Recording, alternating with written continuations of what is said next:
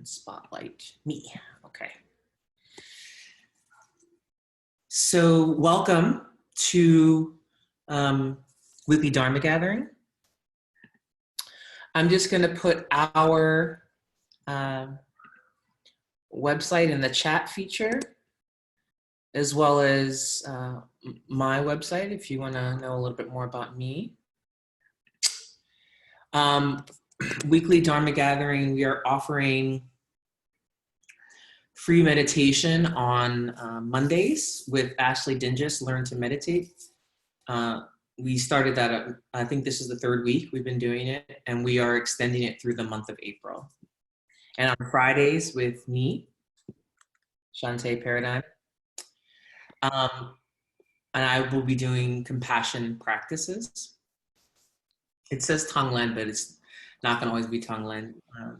Tonglen was the first week. Last week I did a body-based compassion practice. And tonight, I'm going to do a practice on friendliness.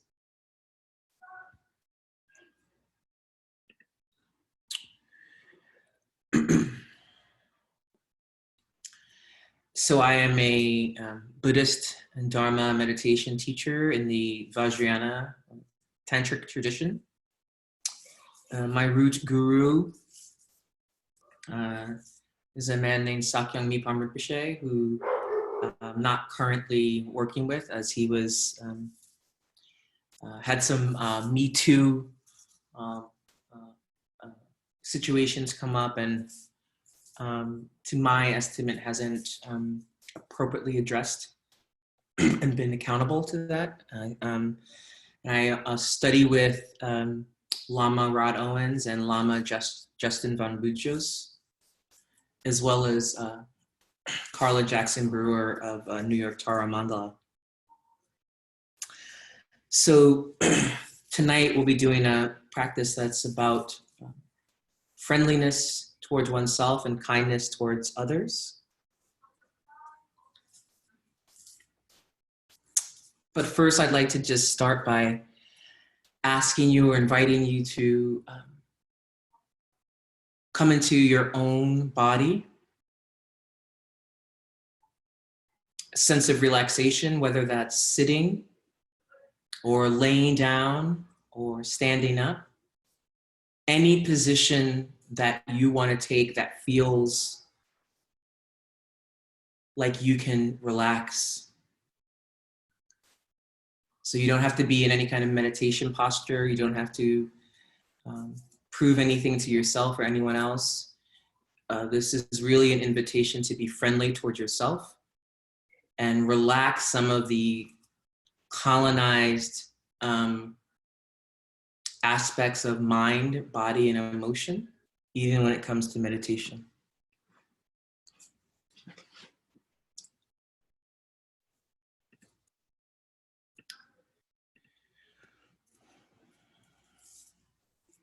So just feeling your body,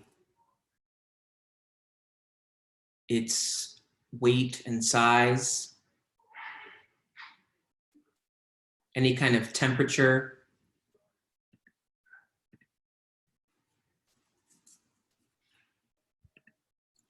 feeling in your body, sense of appreciation for your body, its shape, its width, its height, its density, its color, its health, its relative ability, and its relative functioning. We're alive and experiencing your aliveness, however that's arising for you right now.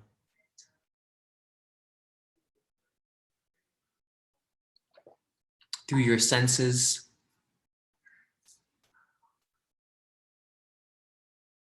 through your mind, through your emotions.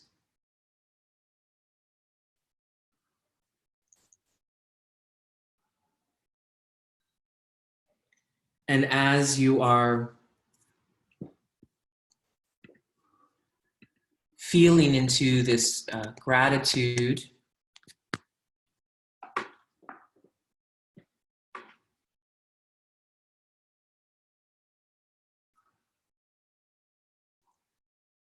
for your relative health, I ask you to send that gratitude to the land you're on. And if you know who the original and continuing inhabitants of that land are, for instance, I'm in the Atlanta area right now, so the original inhabitants of this area were the Muskogee people who continue to live here, as well as many different nations and tribes from the African continent, the Ife, Yoruba, Wolof, Zulu, Xhosa, and so on. We honor and feel a sense of gratitude for the earth, the long line of people who have lived, cared for, protected this land, continue to do so, and people who have suffered wherever you may be.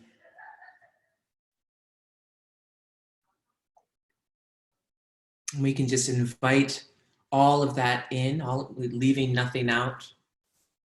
All of those people, all of that history, good, bad, or indifferent, all of the sentient beings.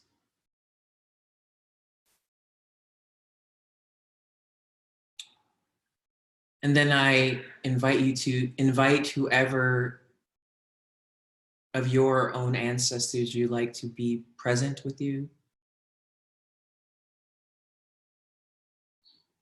that they're welcome to. Anyone who brings you a sense of comfort and protection, safety, and wellness, invite them in to your practice. And that even if we are physically separated from friends, family, loved ones, co-workers, and strangers, we are never truly alone.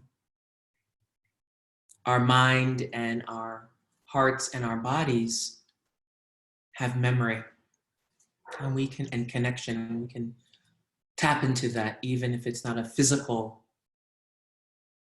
presence of another being.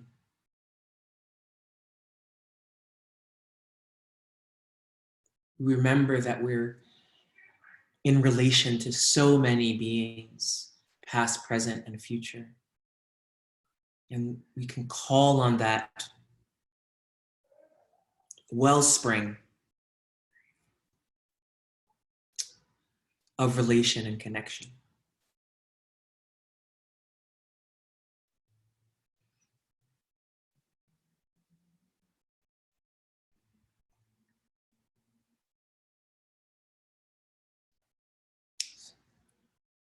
So I'll just say a little few words and then we'll get into the practice.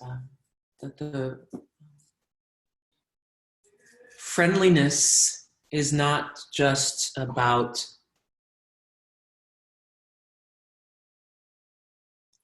being nice or smiling,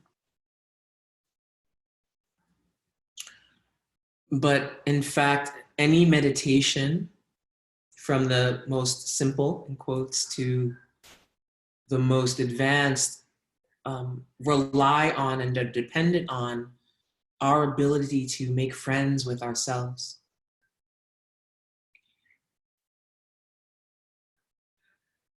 Every part of ourselves, from the parts we love and we show the world to the parts that we aren't even aware of and that hide in the dark crannies of our unconscious. That meditation in part is about this attitude, behavior, and view of becoming friendly with ourselves so that we may actually be impactful in the world. Befriending our neurosis, befriending our arrogance, befriending our terror or fear. befriending our talents, befriending our wisdom, befriending our skillfulness.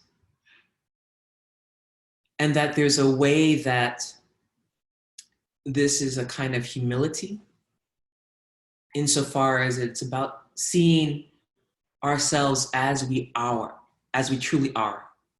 Like looking in a mirror, seeing a reflection. And there being no deception.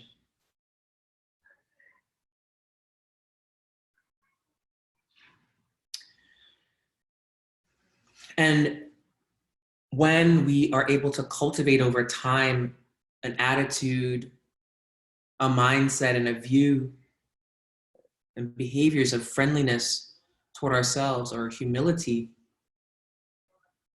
or relaxation, we begin to actually view the world and its inhabitants, whether we like them, are indifferent, or don't like them, the same way. We begin to see the genuineness, the fear, the neuroses, the wisdom of others, which is not about letting people off the hook when they do harmful things, but it's about understanding the difference between our fundamental nature as wakeful and then the work that each of us has to do to re-encounter that fundamental nature. And so when I see or experience the lack of that cultivation, it doesn't have to discourage me. The lack of cultivation in myself, the lack of cultivation in others, it actually can inspire me to, with gentleness and commitment and a kind of long view, to commit to uncovering and encountering my own friendliness.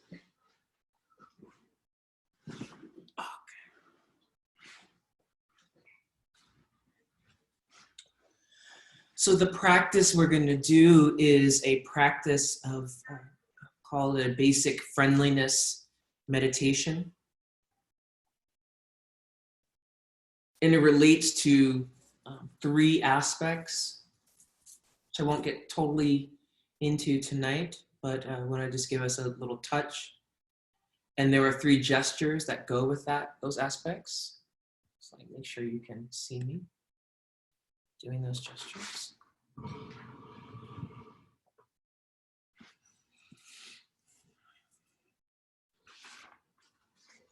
They're very, very simple, and they're based on various meditation postures.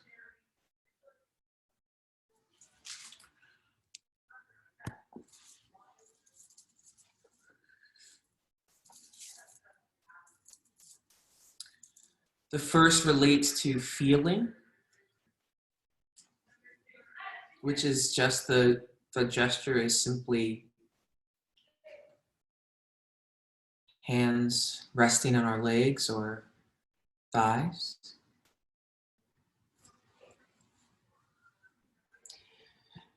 Feeling. The next gesture is related to being present, and that could be with 1 hand or 2 over your heart center.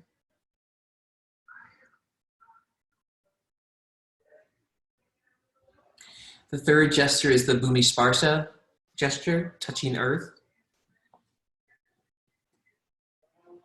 with your right hand. That is the gesture that the Buddha used when he woke up and proclaimed that the earth was his witness. That's touching. Feeling on our legs, thighs, being over our heart. Touching, we touch the, our cushion or the floor or whatever. So I'll walk you through the practice and those gestures.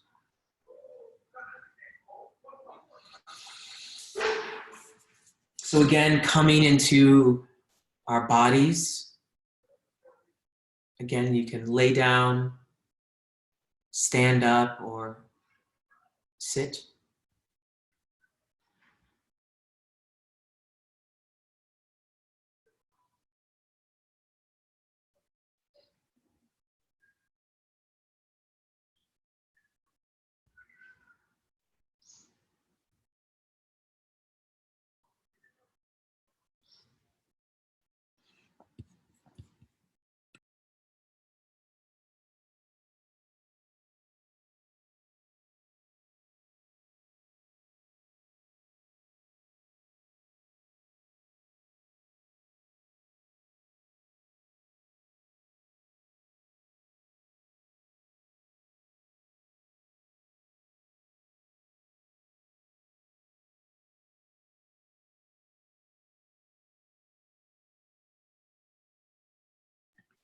Feeling whatever is arising in your body,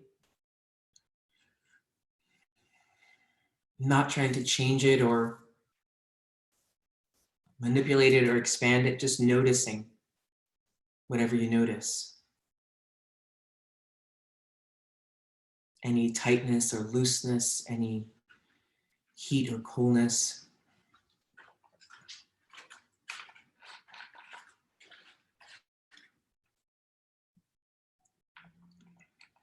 Feeling what's arising in your emotions.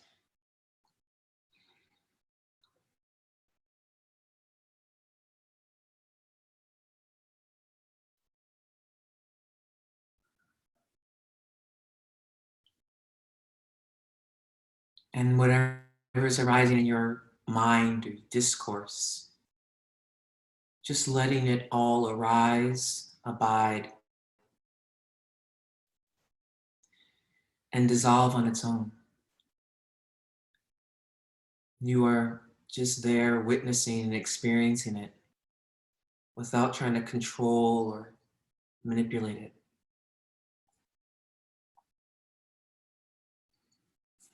We'll take this first posture, gesture, mudra of feeling, which is just the hands on the thighs, palms down.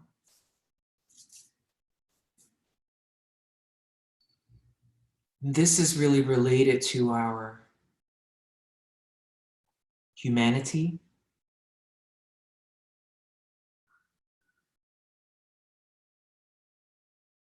and being able to trust oneself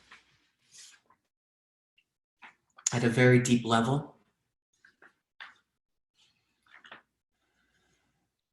Trust the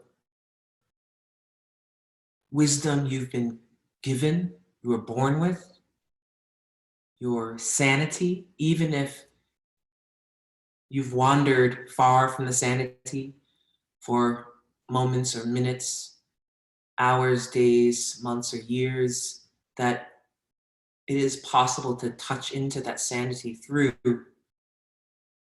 simply feeling what you're feeling, rather than trying to manipulate or guess or approximate some other state. Whatever you're feeling right now is your wisdom arising. Even if it feels like confusion, it's wisdom.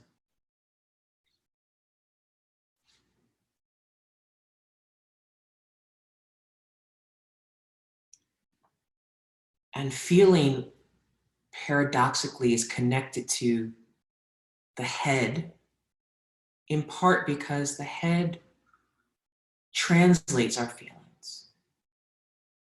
We have something that arises in the body or the emotional state or the mind state, and then the mind and the brain work to translate that, sometimes problem solve, but they don't have to.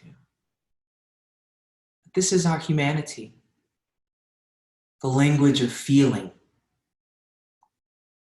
Not doing, not productivity, but actually feeling, not talking, feeling.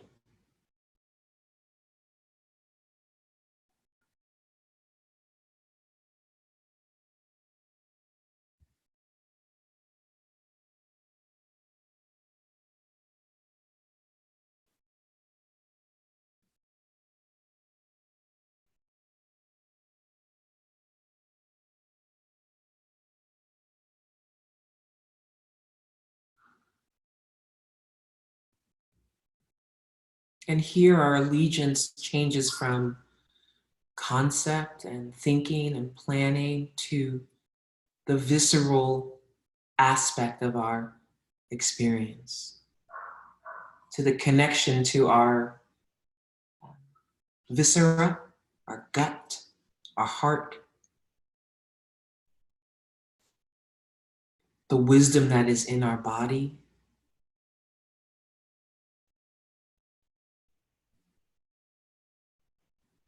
And we connect to this feeling through our sense perceptions, through sight and taste, touch, hearing, smelling.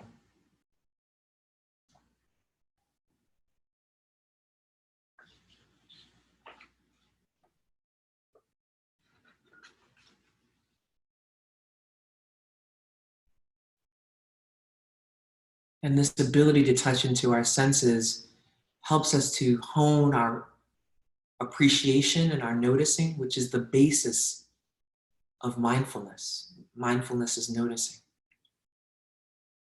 We can do that through feeling, really tasting the tea or the coffee or the water or the whatever it is you're drinking. Really seeing the Zoom call, even if it's your 5th one of the day. Really hearing and listening. Developing appreciation for even the mundane things.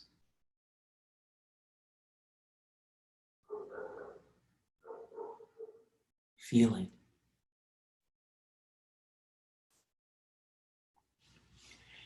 Bringing either your right hand to your heart, or if you would like, both hands.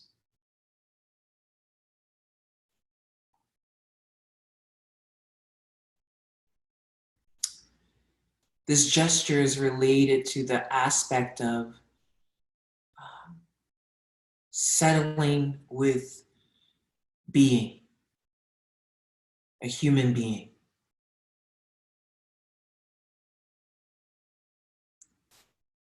And if feeling is the language we speak as humans, then being is about staying with the worthiness and completeness of our being, of our heart. It's about saying yes to our place on the earth and in the universe and in the scheme of things.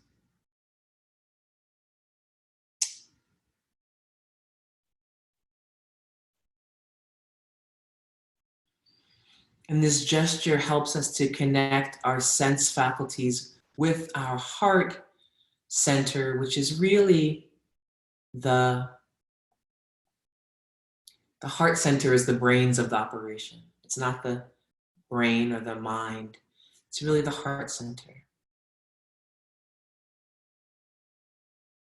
And this gesture helps to connect us, the sense faculties, with and to our heart center, which is our wisdom center.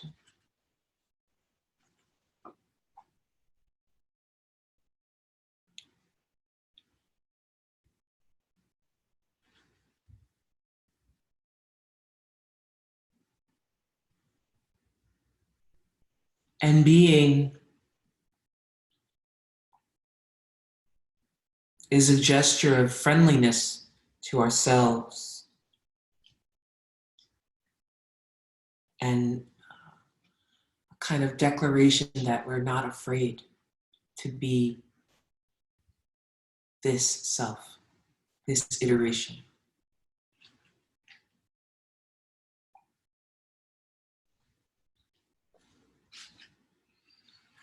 Being is an antidote for anxiety, fear, neuroses, worry, small-mindedness, pettiness. It is expansive, spacious, and it's grounded in the earth, who is our mother and our witness and our home. being.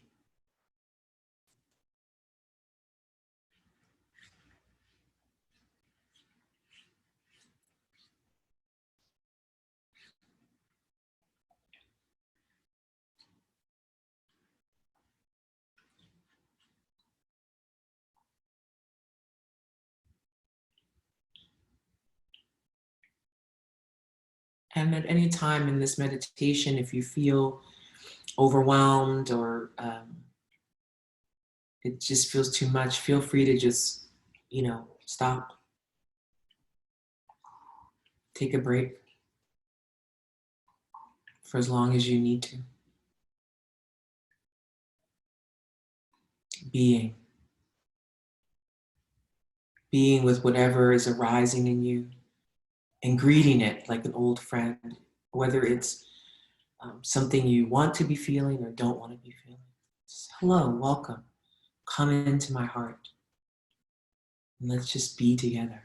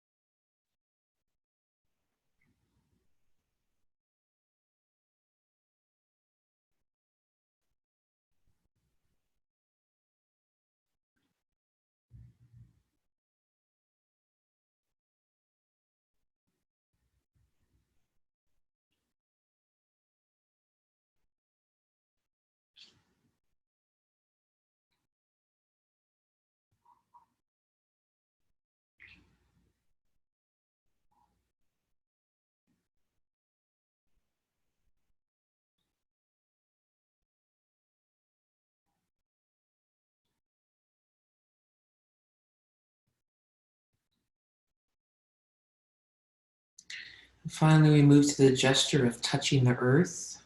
So it's very simple, just touching your cushion or floor, chair.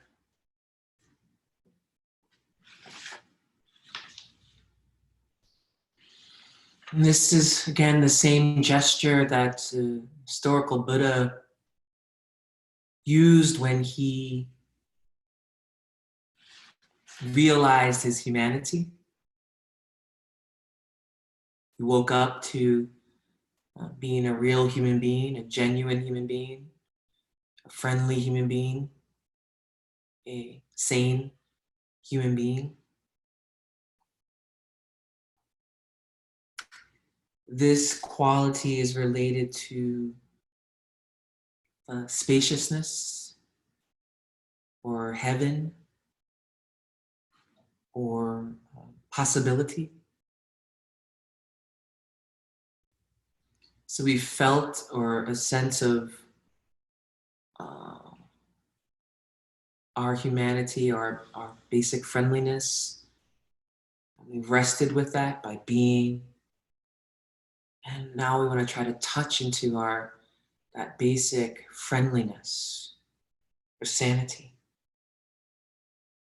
And this gesture of touching the earth is very, again, a paradox because it's like touching into a fathomless, endless lake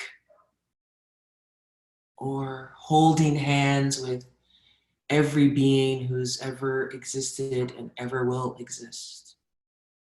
It's fathomless and endless, and it's like touching the sky, but we touch the earth. So it's a gesture of touching into our deepest, fathomless wisdom and the ability to touch into our ability to accommodate whatever arises, whether that's a stubbed toe or a global pandemic. Touching into our ability to accommodate what's arising rather than shrink and panic and suffocate and break down, but rather to touch into our ability to hold. And partly how we do that is by connecting with others, connecting with deeper spaciousness.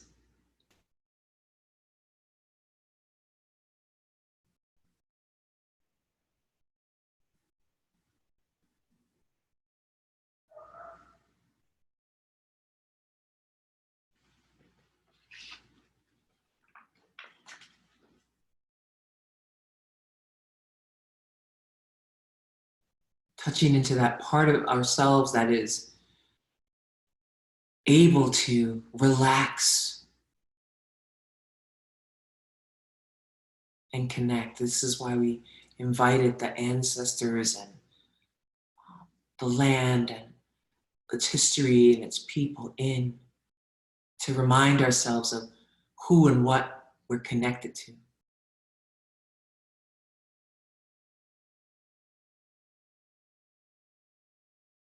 That we're not alone solitary units, we're actually relational beings.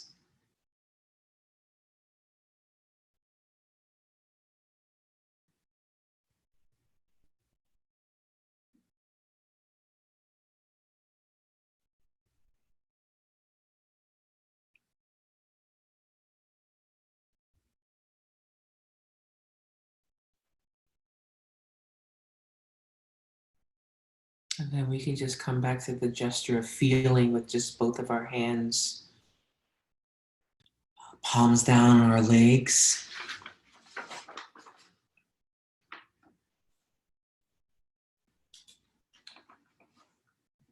And I'd like to just read this sutra or sutta, depending on if you're saying Pali or the Sanskrit. And this is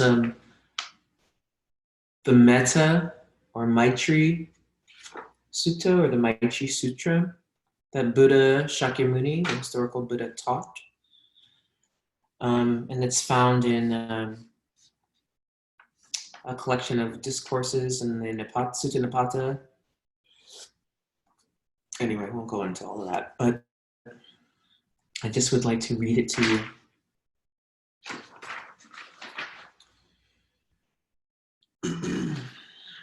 These are the words of the Buddha. This is what should be done by those who are skilled in seeking the good, having attained the way of peace.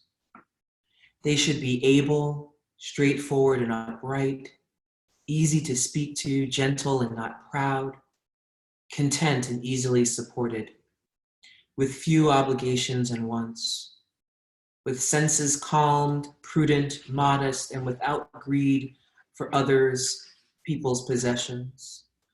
They should not do anything base that the wise would reprove. May they be at their ease and secure. May all beings be happy.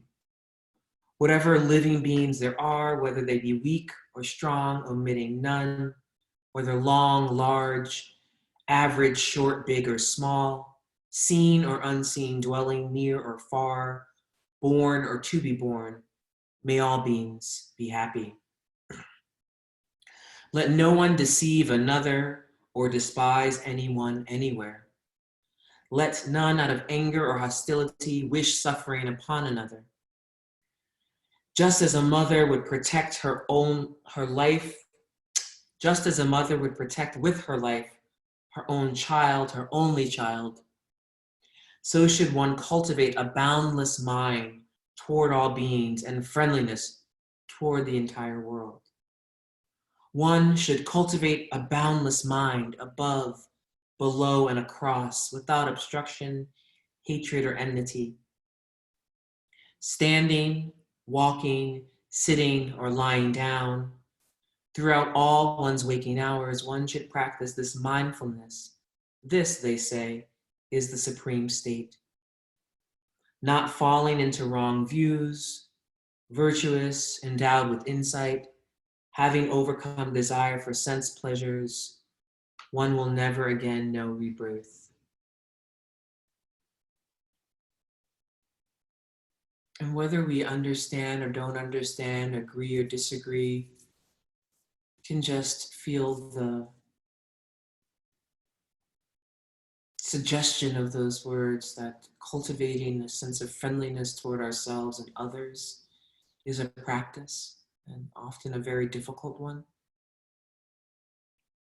But it's something that we can do on a daily or even momentary basis when the overwhelm coming from ourselves or coming externally feels too much. We can just remind ourselves of our ability to feel, to be, and to touch, of our basic friendliness, of our inherent sanity and worthiness, and that the spreadsheet or the deadline or the Zoom or the homeschooling or the latest news, the death toll, those things are not barriers to cultivating friendliness. But that's part of the cycle of life and death. And that we can create space, whether it's 2 minutes or 2 hours, to work with cultivating a sense of friendliness toward ourselves and kindness toward others.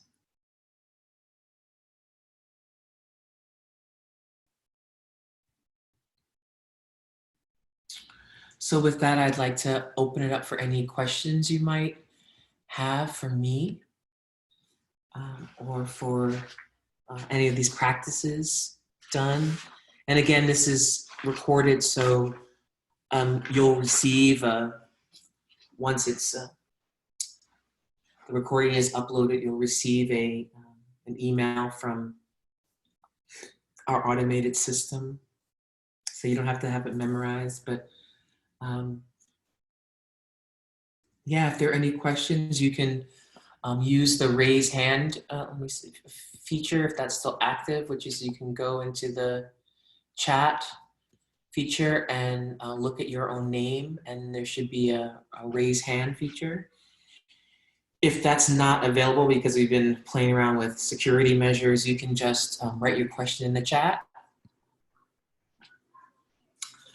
and I can answer it to the best of my ability.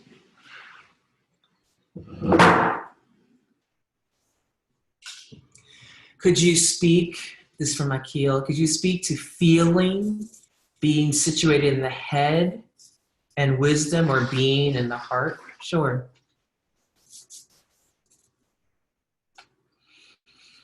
So they're meant to be a little paradoxical. Feeling is related to the head or to humanity.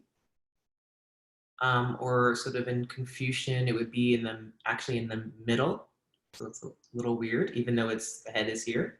Humanity is at the middle level. Being is related to our wisdom, but it's related to the earth quality, so below. And touching is related to heaven. So the aspect of feeling being in, not located in the head, but feeling being, let's say, translated by the head. So we feel what's arising in our body, we feel what's arising in our emotions, we feel what's arising in our mind state, and then the head is kind of what puts that all together. It puts a name on feeling, hot, cold, sweet, stinky, this, that, right?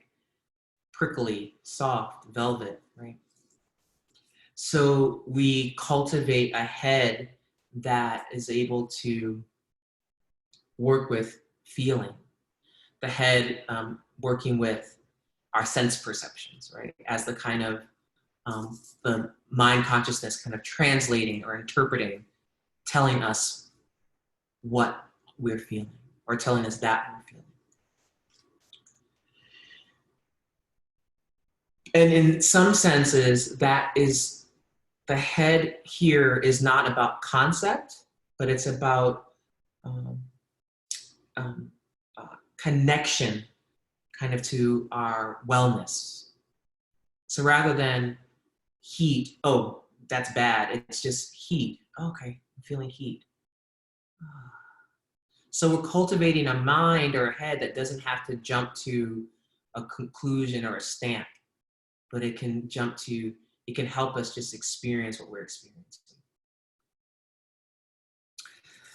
Being, or the heart, is connected to, then we bring those sense perceptions from feeling and we put them in the heart.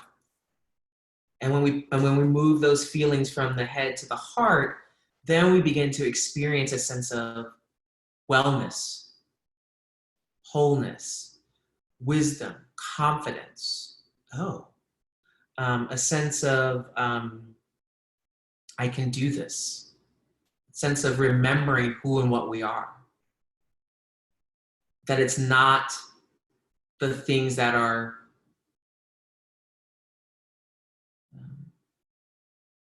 maybe we're struggling with this moment that define us, but it helps us to connect to our deeper sense of our wisdom. And that aspect of bringing those feelings, bringing the feeling of body, of mind, and emotion into the heart actually helps us connect to, it helps to be an antidote to anxiety, fear, worry. Helps because we remember, oh, I am a wisdom being, and I can cultivate that feeling. I can cultivate that wisdom through my practices. Does that help, Akil? Great, thank you.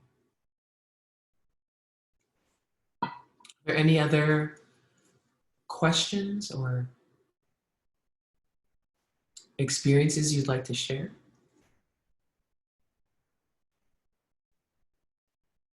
Yes, hi. Is it Kaylin? Calgan, yeah. Calgan? That's right. Thank you. Thanks for the teaching and meditation. I was hoping you could comment on how the practices, I'm not sure if the practices come from the context of Shambhala tradition or where they fit in, or just where they come from structurally or from your lineage, please. Great. Thank you for that question.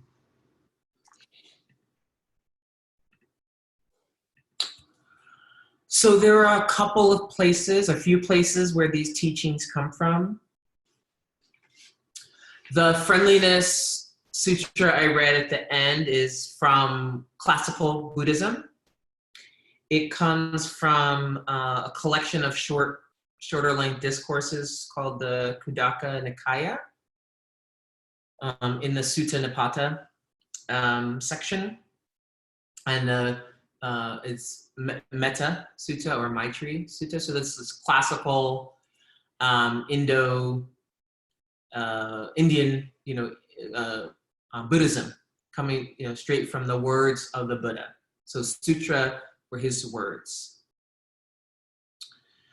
And then the practice that we did comes from sort of a hybrid of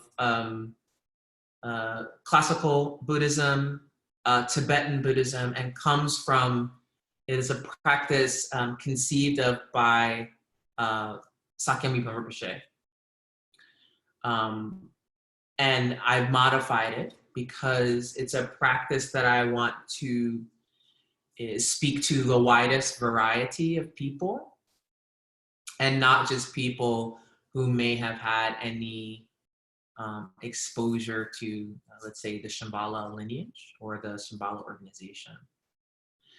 So there's a kind of hybrid aspect. So I was taught this practice in maybe 2012.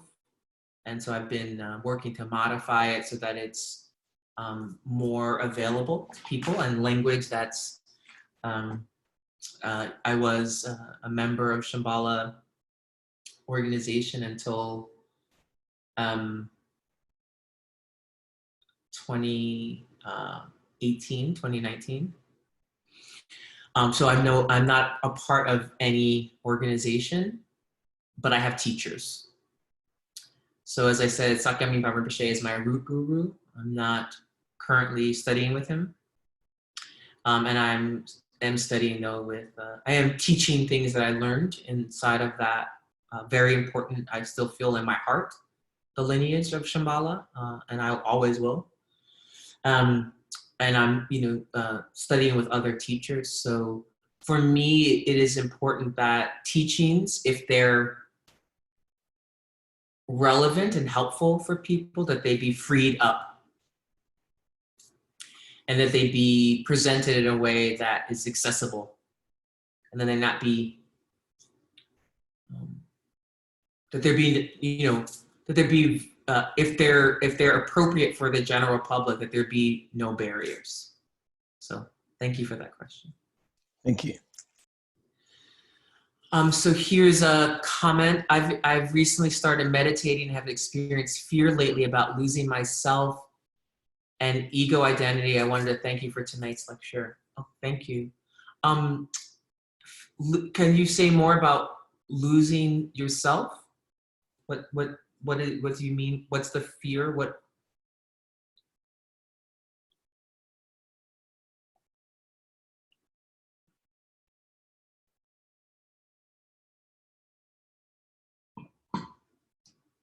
And if you don't want to turn your camera on, you can just turn your microphone on and say, I guess the fear of letting go of the created identity. What's there? What's underneath that? So one of the things I've experienced in meditation is fear.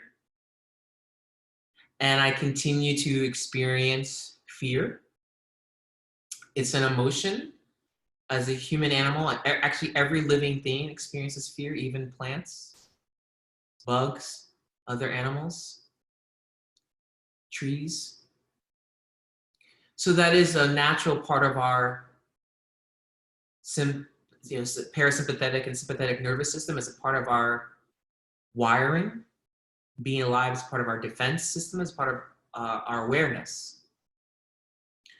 And so I can befriend that fear. I can invite it in, rather than the fear is alerting me to some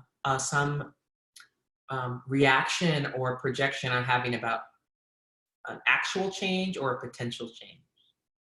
So I can invite that fear in for some tea, and we can get to know each other. Fear is a part of me. So it's cultivating this friendly attitude toward myself. I'm afraid. I'm afraid of losing something. And I'm afraid of that there's either nothing there or I won't like what's there. So that's the first thing, is befriending that fear, inviting it in. The other thing I would say is that meditation helps us become who we are. It doesn't change us. It is like going back to the mirror. It's like there's a dirty mirror and we clean it. It's like this beautiful Baroque mirror that's been sitting in someone's basement, my basement, collecting dust and rust. And I take some time to really clean it. And what happens is the mirror simply reflects what's there. It doesn't swap out Shanté for Shanté 2.0, right? It actually helps me uncover or encounter me, my qualities, meditation brings out my inherent qualities, not the gold plated or the cubic zirconia I put like on it. It actually shows me my jewel. I encounter my jewel, my real jewel. So that's, and so there is a loss of the layers of grime that may have been at one point our life protection, but then become a prison. And meditation helps us very slowly. It's like drilling a hole with a mountain by, pouring water with a dropper. It can sometimes be faster than that, but it's that level of patience with ourselves. It helps us to see things about ourselves and rather be like, damn it, I hate that about myself. It's like, oh, that's what I do. Okay, that's what I do. And we have other tools, maybe, a psychotherapist or physical exercise or physical tools. So we use those in concert with meditation. There's no magic bullet or magic pill. So meditation is magical, but it's not magic. Like, it's not abracadabra. So in conjunction with the other tools and supports we have, we work with our mind, body, and emotions by encountering what's already there. So whatever we're afraid of is already there. It's just if we want to open that door in that house or not. We can leave that room. Maybe something shouldn't be encountered for a while until we stabilize. Right? We stabilize and then oh, now I'm ready to encounter that. Or we think, oh, I'm ready. And we say, oh, no, I'll come back to that. So fear arises because we're actually touching our true nature when we sit with ourselves. We're touching our fear, we're touching our anxiety, we're touching our tenderness, we're touching our brokenheartedness, we're touching our wisdom. And a lot of times, especially now that the world has slowed down, there's a lot of fear arising, not only about this new entity, this new virus that's impacting our species, but then other fears arising because many of our distractions have gone away. So I hope that was helpful. So I want to be respectful of time, of people's time. You're welcome to email me if you would like. Just put that in the chat. With any questions you may have.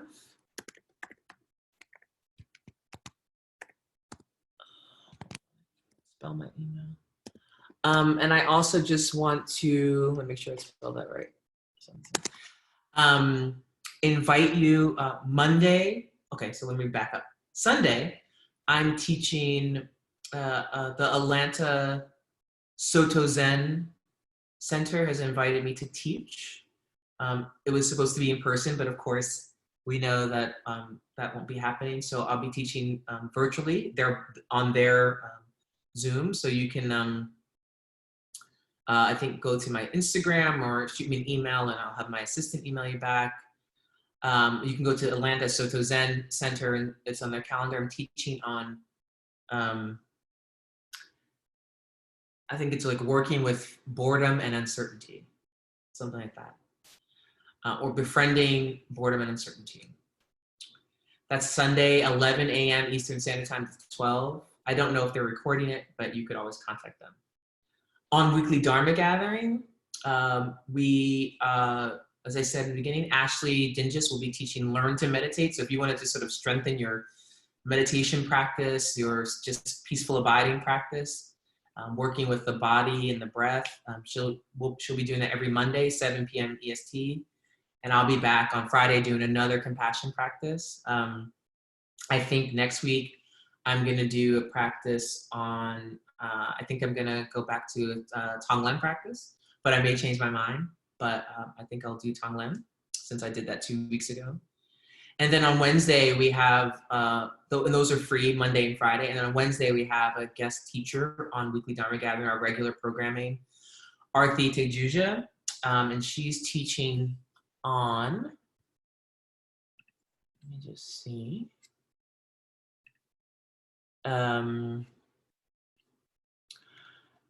She's teaching on accepting impermanence. So that's live on our, that'll be Wednesday. And these are all recorded. So if you can't make the live recording, you can always, we have a 7-day free trial. So you like, I don't want to pay for it, but you can go and watch anything in our library. We have a year's worth of meditation teachings from a whole bunch of different meditation and somatic teachers. And you can watch the upcoming Wednesday live. We also have, we offer 25% discounts for every Wednesday we offer. And also we have monthly and yearly subscriptions. So if you want to become a subscriber, it's $25 a month or $250 a year. We also give 25% off on subscriptions. So, or you can just come to all the free content, which is great. We're glad to have you and to offer to you in this, and particularly in this time, but at all times. So I want to just thank you all for coming, and please email me your questions if you have any. Thank you.